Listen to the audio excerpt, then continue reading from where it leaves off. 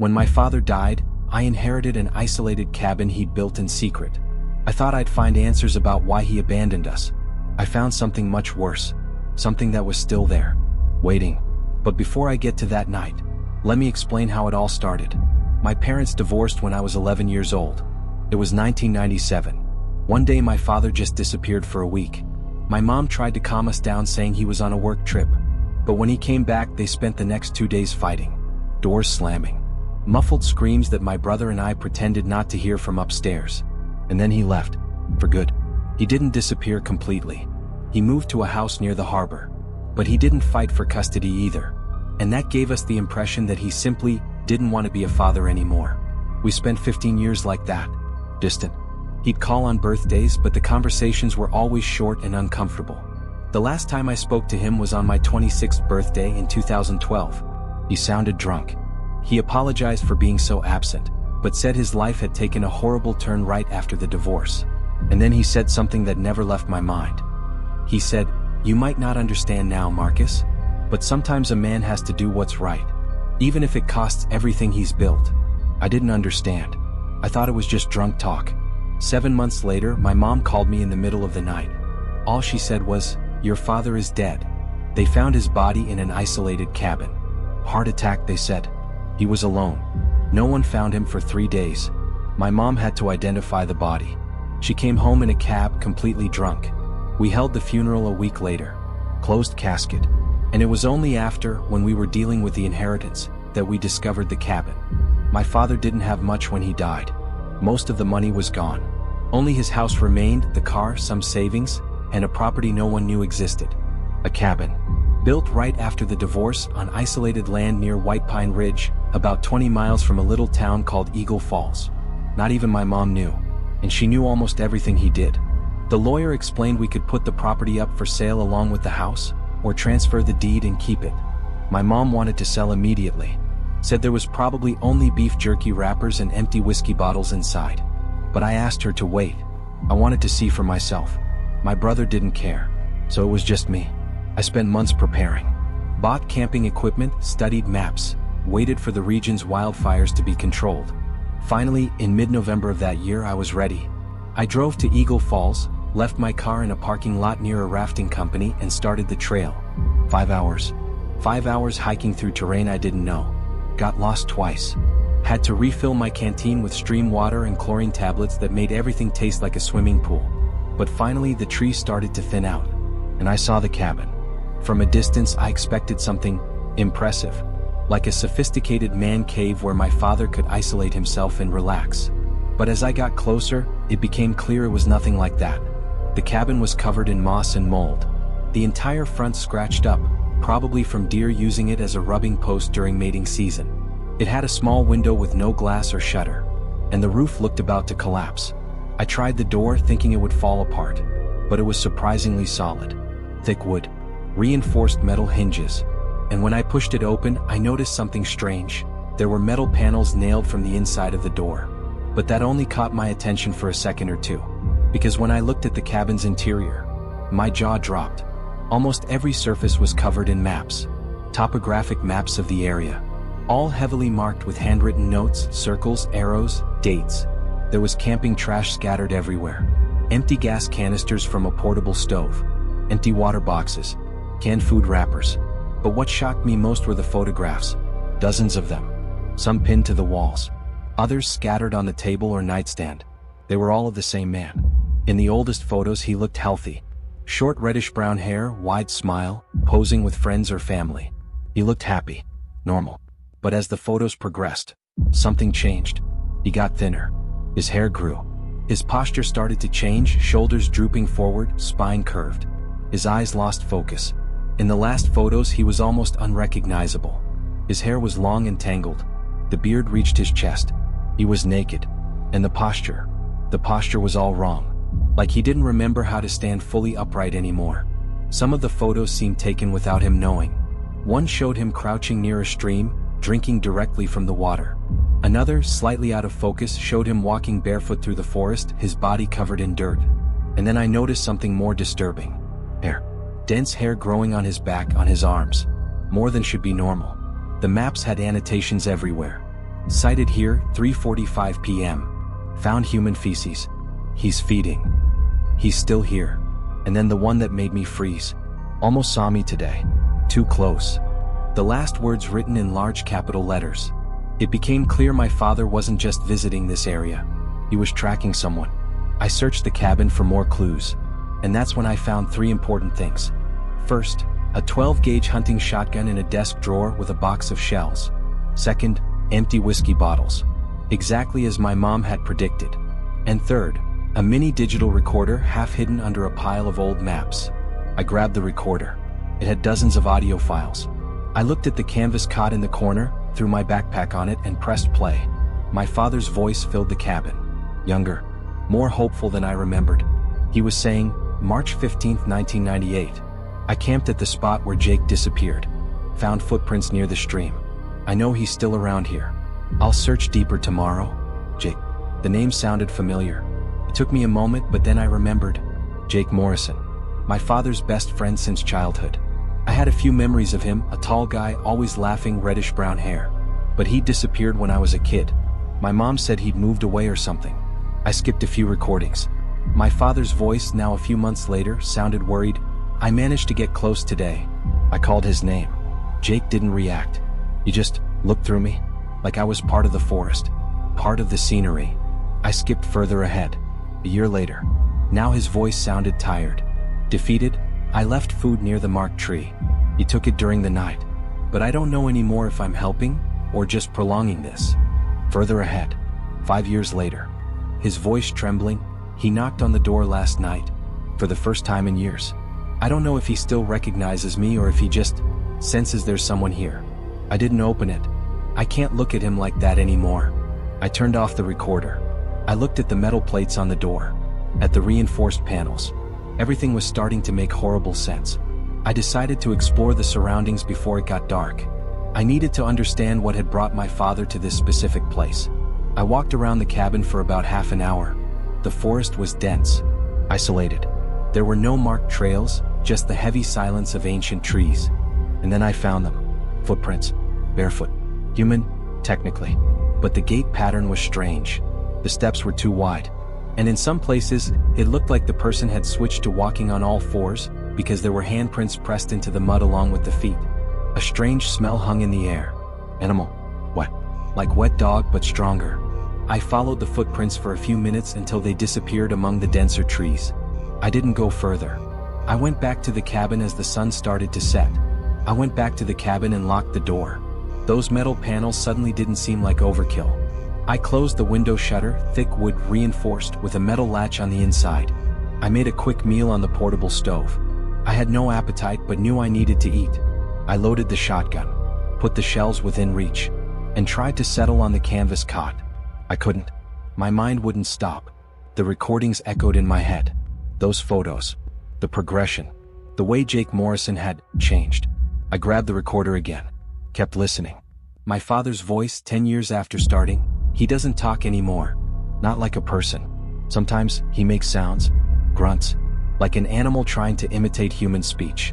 But the eyes, when light hits them at night, they reflect. Like wolf eyes. I turned it off. The wind picked up outside, making the trees creak. That constant, drone-like sound eventually started to lull me. Despite everything, the exhaustion from the 5-hour hike overcame me. I fell asleep. A sound woke me. My heart raced before I was even fully conscious. I looked at my watch. 2:37 a.m. I stayed completely still, listening. At first, I thought it was an animal. Something curious about the smell of food. But then I heard more clearly. Footsteps. Bipedal. Steady. Rhythmic. Something was circling the cabin. I grabbed the shotgun. Hands shaking as I held it. The footsteps continued.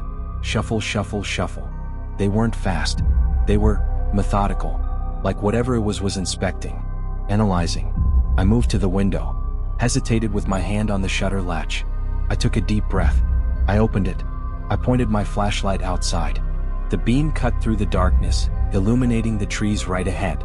I swept the area. Nothing. The footsteps had stopped. I waited. 5 seconds. 10. Then he entered the light field. The first thing I noticed was the posture. He walked upright. Technically. But his spine was curved at an angle that didn't seem natural. shoulders drooping forward like the weight of his head was too much to support. His arms swung loose at his sides, fingers curved with nails that gleamed in the flashlight, long, thick, almost like claws. His entire body was covered in hair. Not just the hair on his head, which was long and tangled down to his waist, but dense hair. On his back, on his arms, on his chest, like it had grown to compensate for the lack of clothes, to protect against the cold. And the face, the jaw projected forward unnaturally. The teeth were too large, visible even with his mouth closed. The beard, tangled and dirty, reached his chest. He circled the cabin, but not like a person walking. His head turned first, sniffing the air, and then his body followed in disconnected movements. I shouted, "Hey, I see you. I'm armed." No reaction.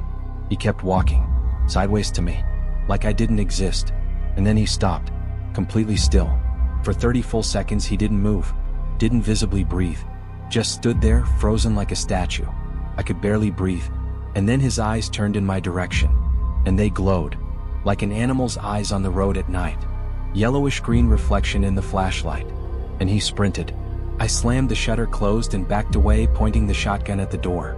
I expected the impact, the sound of a body hitting wood, but it didn't come. The footsteps got close, very close, and then they stopped. Silence. I held my breath, and then it started. Knock, knock, knock. Soft knocking, polite, like someone asking permission to enter. I shouted, "I have a gun. Don't try to come in." The knocking continued, a little louder. Knock, knock, knock. My voice shook when I shouted again, "My father is dead. Do you understand? He's gone. I'm leaving in the morning." The knocking got louder and faster. Thud, thud, thud.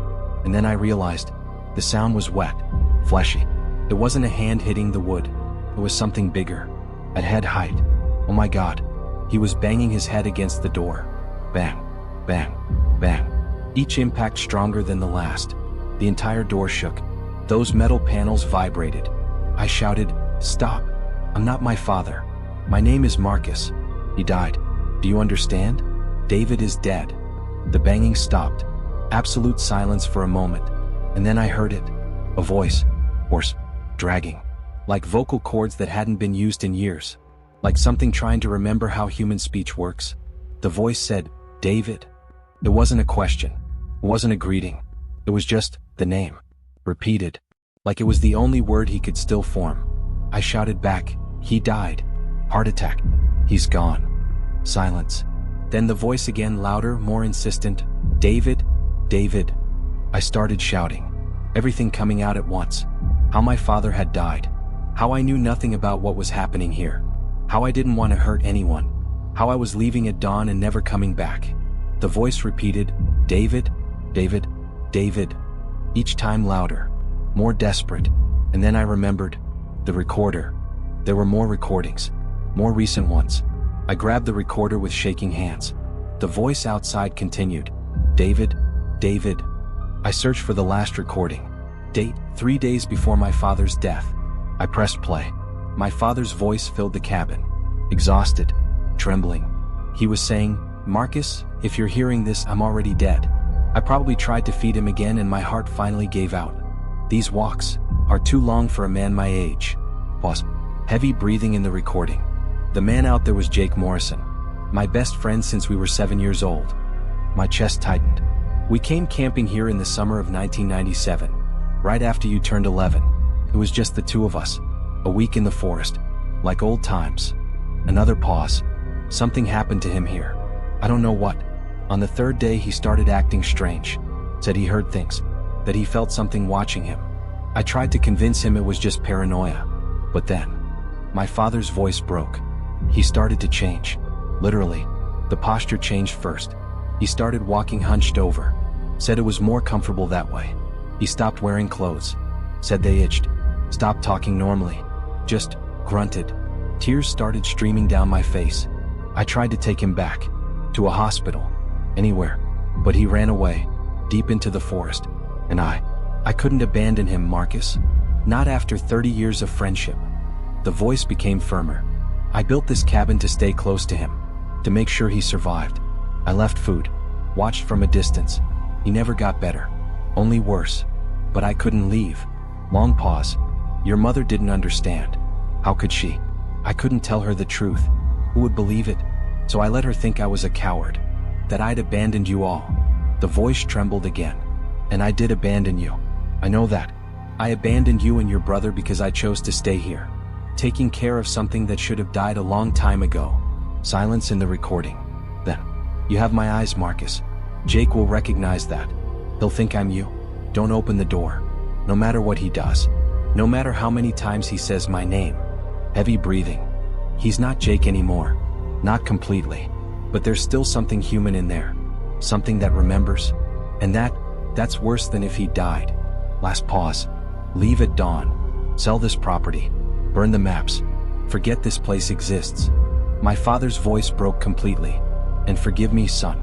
Forgive me for choosing wrong. The recording ended with a familiar sound. Thud, thud, thud. Knocking on the door. My father's voice distant. Jake, please, not today. I'm tired. The knocking continued. And then the recording cut out. I looked at the door. The knocking had stopped. The voice outside was silent.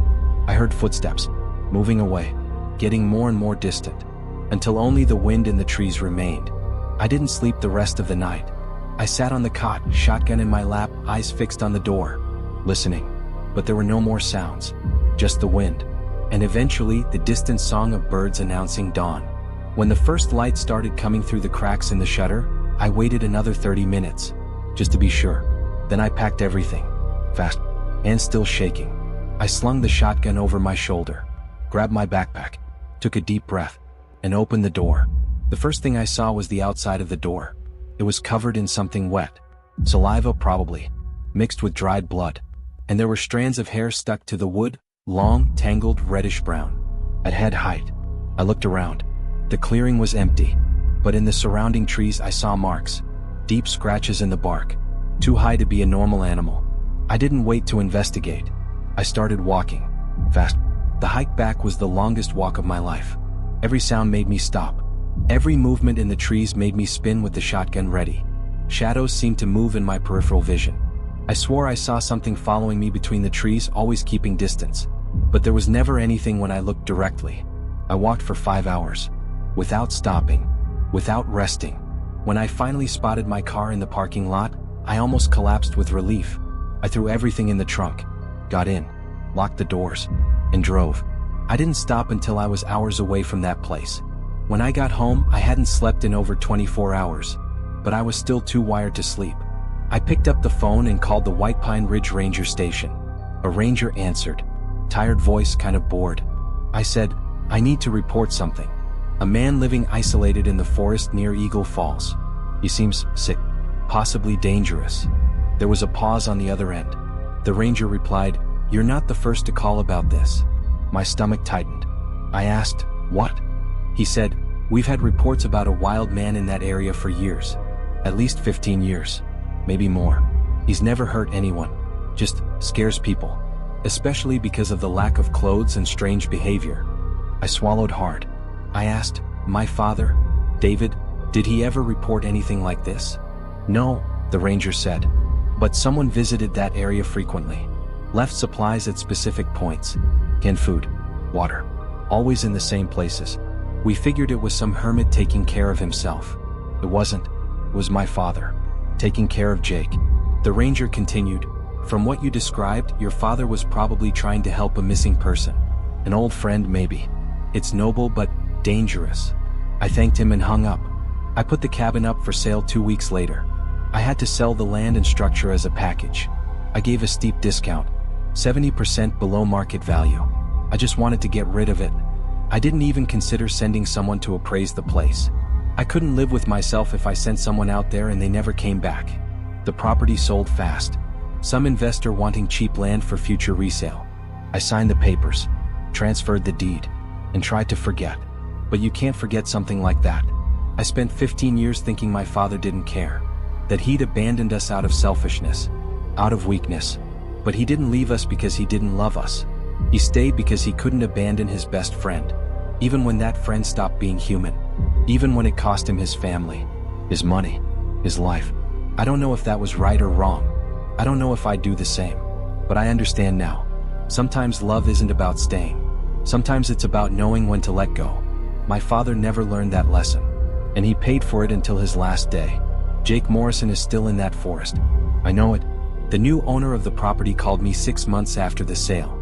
Nervous voice. Said he'd camped on the land to evaluate future development, and heard knocking on his tent in the middle of the night. Thud, thud, thud. He asked if I knew anything, if there were dangerous animals in the area. I said no, and hung up. I never went back to that region. I never will. But sometimes late at night I wake up to the sound of knocking.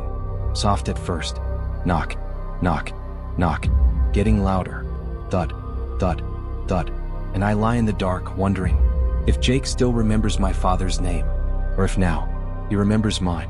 If this story gave you chills, leave a like and subscribe. I have more stories like this, some even worse. Tell me in the comments, do you think Jake was a human transforming, or something pretending to be human? See you in the next one, if you have the courage.